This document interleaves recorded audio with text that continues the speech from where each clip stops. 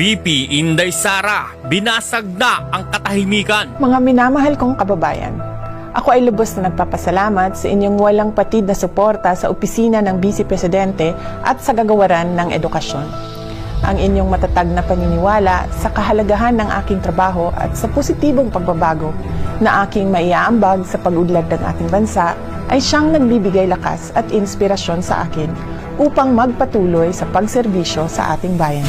Nagsalita na, issue sa confidential fund, hindi na napigilan. Naiintindihan ko ang inyong pagkadismaya at galit hinggil sa mga issue tulad ng pakikialam sa budget at usapin ng confidential fund. Mga hamon at pamumulitika kay VP Sara, apektado ba? Ang mga hamon sa pamumulitika ay maliit lamang kumpara sa mas matinding pagsubok sa ating ekonomiya bilang epekto ng posibleng paglaki ng tunggalian ng